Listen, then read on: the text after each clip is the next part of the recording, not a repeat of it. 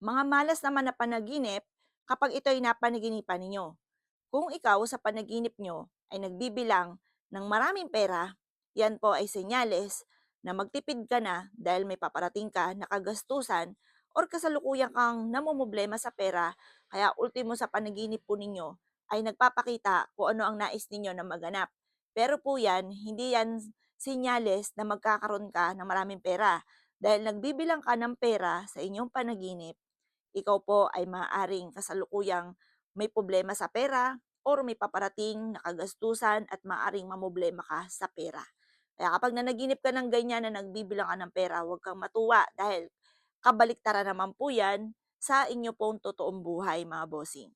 Kung ikaw naman, mga bossing ko, ay nananaginip ng mga yumao, mga bossing ko, na makakilala or kaya po mga bossing ko, mga mahal sa buhay or kaya basta mga kapitbahay mo lang na alam mong nawala na at napupunta sa inyong panaginip, yan po ay mag-iingat ka dahil alam niyo po ba yung mga kasabihan nila na mga malapit na rin pumanaw ay nakakita rin po, mga bossing ko, or madalas na nakakapanaginip ng mga taong yumao na rin dahil maaaring sila ay parang isinasama ka na niya.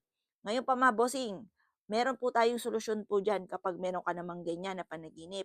Kasi meron akong kakilala na nanaginip po ng ganyan.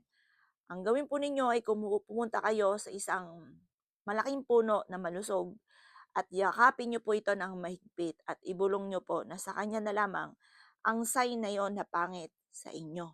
Yan. Yan po ay proven po yan. Para kung ano man yung negative na nasa inyo ay pupunta na sa malusog na puno para mare-reverse. Maaring matsugi yung puno tapos kayo lalakas. Ngayon pa, mga bossing, kung ikaw naman po ay nakapanaginip nang ikaw ay tinuklaw ng ahas, kung ang ahas ay nasa loob ng bahay ninyo at ikaw ay tinuklaw, maging aware ka dahil may tao sa paligid ninyo na mismong nasa loob ng bahay ninyo na hindi maayos or maaaring may lihim na galit sa inyo. Kaya maging aware ka. Or kaya tinuklaw ka, nasa trabaho ka, bigla kang tinuklaw sa panaginip nyo. Mag-iingat ka sa trabaho ninyo dahil may lihim na tao na nagagalit sa inyo.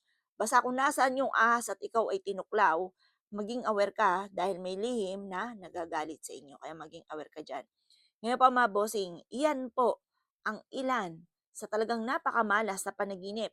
Ganoon din kung ikaw ay nanaginip ng nabunutan ka ng ngipin, mapaharap or basta pagpudyaan na nabunot po yan. Ang gawin po ninyo, pagising ninyo, ikagat nyo na po kaagad to sa puno na malusog at sabihin nyo ay sa kanya na mapunta ang inyong panaginip kasi negative po yon. Kasi nabubunutan. Dapat sumisibol na ipin, maganda po yon. Pero yung nabunot, hindi po yan maganda. Yan po ang mga ilan sa mga panaginip na talagang pangit at proven.